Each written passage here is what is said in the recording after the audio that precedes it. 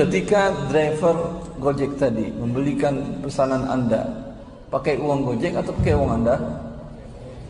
Berarti dia meminjamkan uang kepada Anda, iya atau tidak? Dipinjamkannya dengan 85% karena dia dapat fee dari si merchant tadi. Paham? Kalau harga makanan tadi 100.000 berarti dipinjamkannya Anda uang 85.000. Nanti ditagihkannya kepada Anda berapa? 85 atau 100? Di struktur tulis 100. Pinjam uang 85 dibayar 100 apa namanya? Selesai sudah. Anda sampai sekarang nggak tahu ya, kalau dia pakai bajunya klub itu, kira-kira setannya masuk ke dia, sehingga dia main bolanya itu seperti setan merah gitu, momen seperti itu jamaah. Wallahu a'lam. Jadi yang pertama kalau bicara dengan logo tersebut harus dihilangkan. Kita itu disuruh berlindung dari setan. Antum pakai setan. Iya, artinya kita itu disuruh berlindung. A'udzubillahi minasyaitonirrajim. Video ini hanya untuk mereka yang punya logika. Bagi yang tidak punya logika, skip aja. Tahu dong meme pengharaman klepon yang viral itu? Anda tahu juga dong itu cuma joke, sindiran yang pedas. Si pembuatnya mungkin sebel dengan munculnya ustadz-ustadz yang dengan seenak-enaknya mengharamkan ini dan itu. Ada ustadz yang mengharamkan GoFood karena menurutnya di dalam transaksi GoFood ada riba. Ada ustadz yang mengharamkan umat Islam memakai kaos Red Devils, kebanggaan Manchester United, karena ada kata setan di sana. Ada lagi ustadz yang melarang umat Islam mengunjungi Candi Borobudur karena itu artinya menyembah berhala.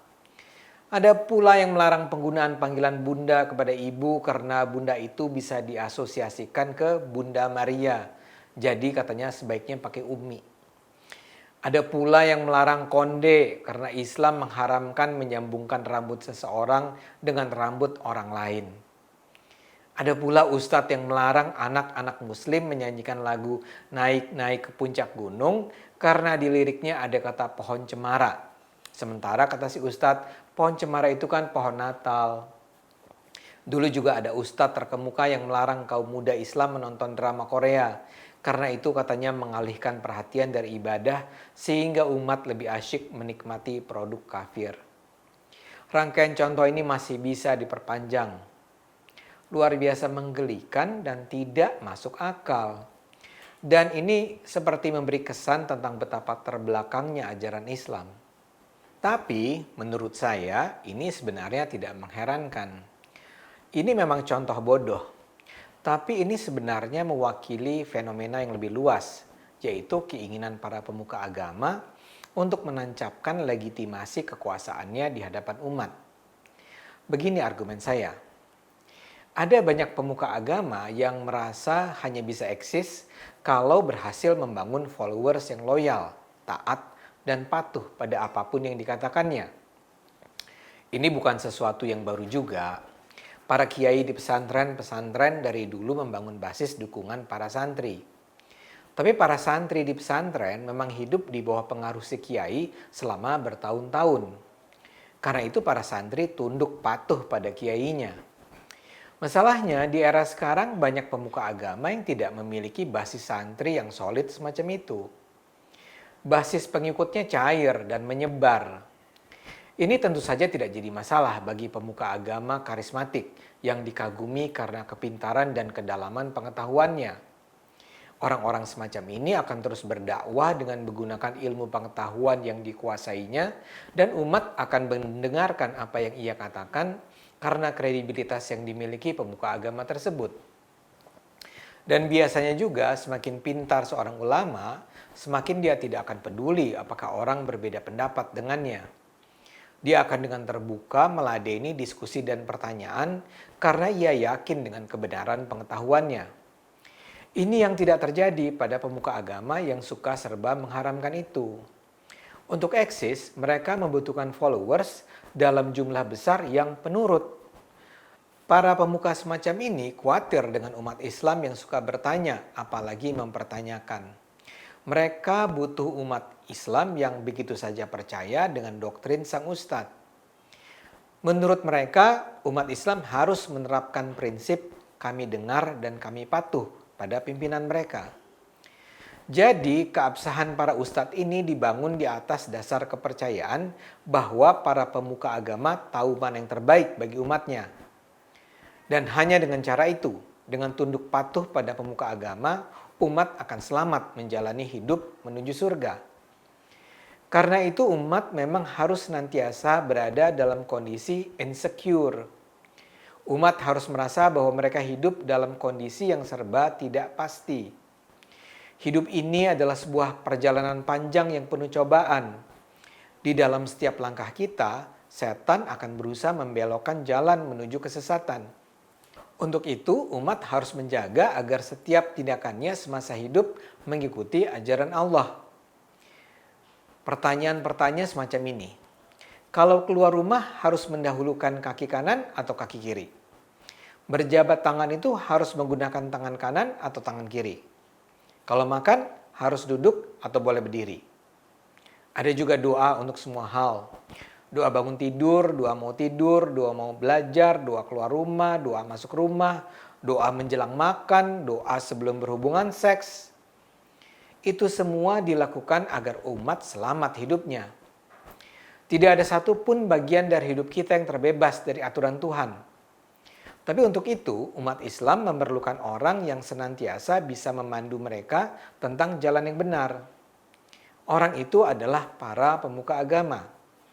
Lihat saja ceramah-ceramah ustadz, baik di televisi, pengajian, mimbar Jumat, tablik akbar. Salah satu isu utama adalah soal salah dan benar. Dan para jemaahnya pun tidak diharapkan untuk memberi tanggapan secara kritis. Kalau ada pertanyaan, lazimnya adalah soal kehalalan atau keharaman.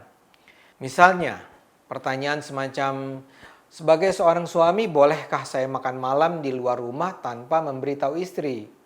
Atau yang seperti itulah. Kemudian si ustadz akan menjawab, boleh atau tidak. Dan itulah the end of the discussion. Jadi kondisi keagamaannya memang begitu. Para pemuka agama menjadikan agama bukan sebagai sebuah wilayah yang menumbuhkan spiritualitas, apalagi intelektualitas. Umat tidak didorong untuk berpikir. Umat harus menggantungkan keselamatan hidupnya pada para pemuka agama. Dalam konteks itulah, para ulama memperoleh legitimasi atas dasar kepercayaan dan kepatuhan umat. Para ulama merasa harus memiliki jawaban terhadap segala hal. Seorang pemuka agama tentu saja memiliki peran menjawab pertanyaan umat. Ulama itu adalah seorang yang ahli. Karena itu dia seharusnya memang memiliki pengetahuan lebih. Sehingga wajar menjadi tempat untuk ditanya umat. Namun para ulama yang baik tentu saja seharusnya secara berhati-hati mempelajari persoalan umat yang secara real dihadapi. Dan kalau dia adalah pemuka agama yang benar, tentu dia tahu ada beragam interpretasi dalam hal jawaban terhadap setiap masalah dalam kehidupan manusia. Dia tuh tidak bisa begitu saja mengatakan menurut Islam begini, tanpa menjelaskan bahwa sebenarnya ada lebih dari satu tafsiran mengenai satu hal yang dipertanyakan. Apalagi soal apakah boleh menyanyikan lagu naik-naik ke puncak gunung atau pesan GoFood, atau bahkan pertanyaan apakah menanam uang di bank itu haram. Itu kan tidak ada aturannya dalam misalnya Al-Quran dan hadis atau kesepakatan ulama di masa lalu. Jadi itu sebenarnya merupakan buah pikirnya yang sangat bisa diperdebatkan atau bahkan diabaikan. Kalau saja si Ustadz bilang bahwa menurut dia sih sebaiknya tidak pakai kaos Red Devils karena di situ kan ada kata devil, tentu masalahnya tidak terlalu serius. Atau kalau dia bilang sebaiknya sih umat Islam tidak mendatangi Candi Borobudur karena menurutnya candi itu adalah berhala. Ya kalau begitu tentu juga bisa dimengerti. Kalau cara bicara dia begitu, umat Islam paling akan bilang kayaknya argumen Anda nggak logis deh. Dan kemudian membantahnya atau mempertanyakannya. Ini semua kan bisa diperdebatkan karena itu semua cuma soal opini, interpretasi.